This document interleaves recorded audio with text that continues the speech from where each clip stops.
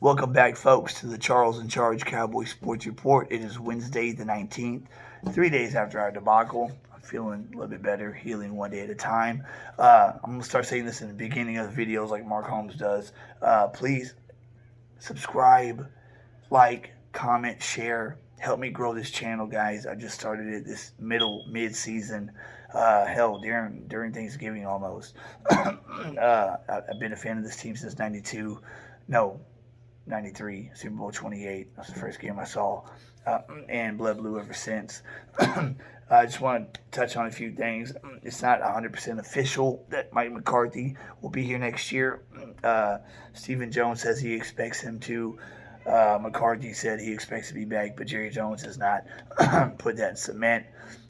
Jane Slater made the statement that being around Jerry the last few days, he's kind of had that I don't know, aura about him that he had before he cut Garrett.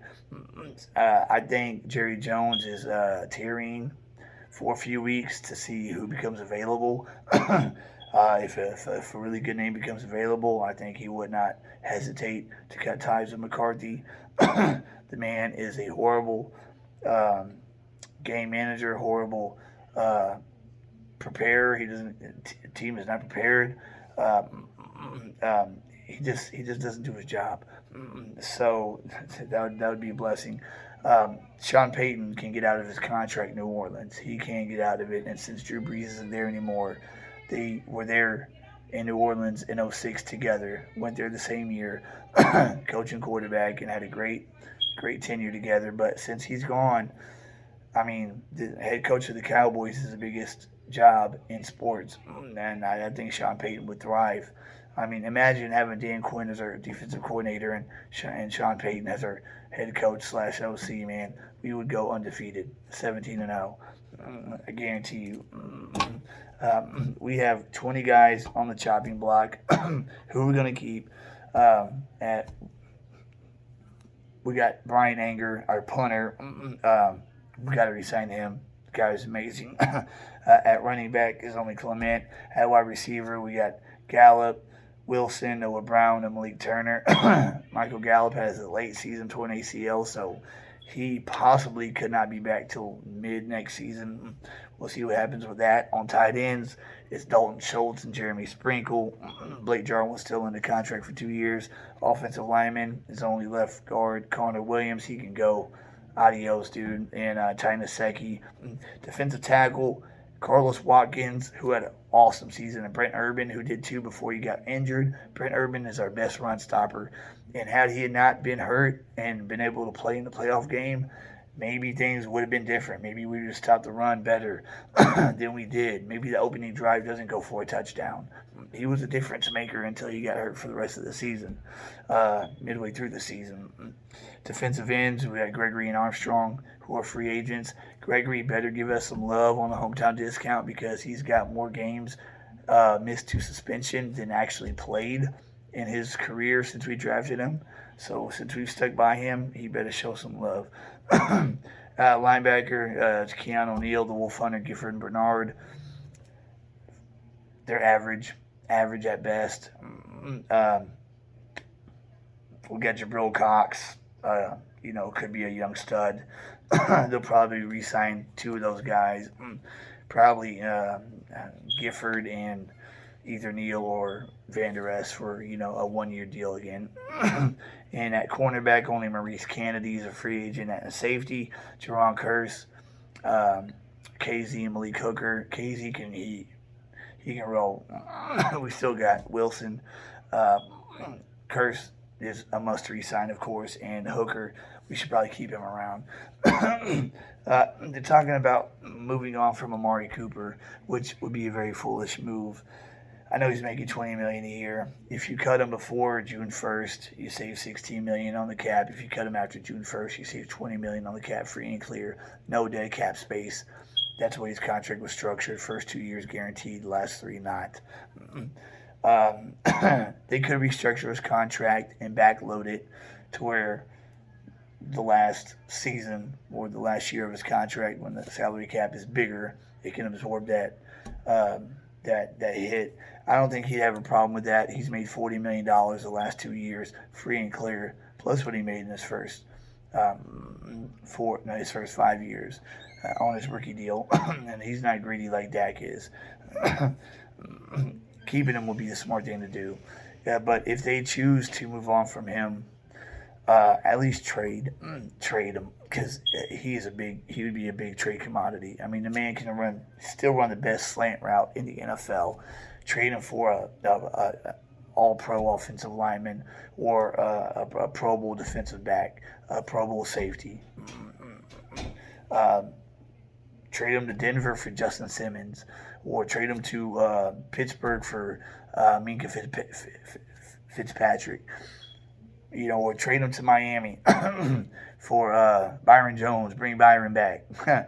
You know what I mean? Have Byron and Trayvon out there setting the edge on at corner, but I don't want him to go. He's our best receiver by far. Gallup, he can go elsewhere. I'd rather sign Cedric Wilson. He'd be cheaper. And if you notice, the first half of the season, Gallup was injured, and our offense thrived. On another note, if we're going to keep, Lyle Collins and not trade him, the best idea is to move him to left guard, because he missed 1.5 seasons, had hip surgery. He's not the same right tackle he was. He had a great 2019 season, but his best statistical season was at 2017 left guard. He was left guard 2016, 2017. Put him back at left guard, put Terrence Steele at right tackle, and then find a good center. And then we would have a very good offensive line that Elliott could run behind and that could protect Dak on a 4-man rush, because the last quarter of the season, a 4-man rush was getting home and they could drop 7 back, and that does not work at all. So hopefully they have the wits to do something like that and not keep Collins at right tackle. Terrence Steele was proving his worth. He's only a second-year player going on his third year. Nourish the man. Let him grow. He could become an all-pro. He could become the next Eric Williams. I mean, the run game was flourishing in the first 7 weeks with 77, Ty Smith, Connor Williams, Biadash, Martin, and Terrence Steele. And the offense was humming. And then once Collins was off suspension, they put him back at right tackle just because he was the man with the money, and Jerry Jones was not going to have a $30 million swing tackle. He's the one that made that call. I know it wasn't Joe Philbin, it was him. And he wasn't going to have Lyle Collins as a backup after he got the contract and Terrence Steele being the starter. So we moved the furniture around and messed it all up to put Collins back at right tackle and put McGovern at left guard, and the offensive line wasn't the same. And it wasn't the same all year. And then we tried to move Terrence Steele to the left side whenever Ty Smith was hurt. Even though Lyle Collins is left-handed, Lyle Collins would have been a great swing tackle, but put him at left guard. And in this all season, get a good offensive lineman, good center, really, and a good DB, and draft well, man. And that's all we need. Kellen Moore can walk. He can go. He's from the Scott Linehan era. That's where he learned a lot of, what he knows from. And I think he's maxed out his playbook. The NFL's caught up to what he does. They're privy to it. And I wouldn't mind seeing a different offense next year. Dan Quinn, we have to keep him. If he has a very good offer to a good team, you guys say, McCarthy, you could be assistant head coach like Jason Garrett was to Wade Phillips, and make Dan Quinn the man / defensive coordinator, because he was the biggest reason for our success this year. If we didn't have Dan Quinn, we would have been a 7 to 8 win team. That is a fact. We would not have won 12 games or won the division. So, draft is April 28th through 30th. We have the 24th overall pick. Washington has the 11th.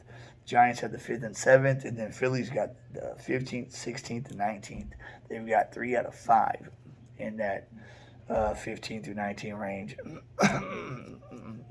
So if we can hit again like we hit on Parsons, you think Parsons was good this year? Wait till next year. The man didn't even play in 2020 at Penn State. He opted out, so he was a year away from football. Usually, when a man misses a year of football, it takes him a year to acclimate back. He hit the ground running in the NFL. Never seen nothing like it. So he's not going to be like a one-year wonder like Van Der Esch and Jalen Smith was. He's going to be back next year, even better. And if we can have Jabril Cox and some real linebackers play linebacker, we can have him rush a passer full time. And we just got to get a good lockdown DB, corner or safety, and a good offensive lineman to solidify the O line and draft very well. We're young. Our window is 3-4 years minimum. We're a very young team. CeeDee Lamb's only coming off his second year. Parsons, his rookie year. Osia Digizua was a big impact player for us. Chauncey Golston had a pretty damn good year for a fifth-round pick. And Kelvin Joseph, we'll see what he's got next year. He might be a playmaking defensive back at corner. He doesn't play the slot. He plays outside. So that's why I'm saying maybe a safety to pair with Curse. Because Kelvin Joseph, might, after having a year under his belt and seeing how fast the game is compared to college, he might actually be pretty good next year. But if we have a chance to get a proven corner, like a Byron Jones, get him back, or an Xavier Howard, or someone like that, do it. I know Stephen Jones said that we would sign some free agents, but we always go for that cheap deal. That Keon O'Neal, that DeMonte Casey. We got lucky on the J-Ron Curse deal, and Malik Hooker too. Malik Hooker was pretty good for what he was getting paid, but J-Ron Curse was a uncovered jewel. If he keeps developing, he could be an all-pro safety. He really can. And so if we can sign a big free agent safety, say Pittsburgh doesn't pick up Minka's fifth-year option, or Minka wants a deal, contract, and holds out, trade for him, man. Get that star safety out there. Because a defensive back would really solidify this team. If we can re-sign Brent Urban and Carlos Watkins at defensive tackle, Osia Digizua is going to have another year under his belt. So is that big boy from Kentucky. What's his name? Y'all know what I'm talking about. That big boy from Kentucky, 360 pounds. Bohanna, yeah, he's got another year under his belt. His rookie year is done.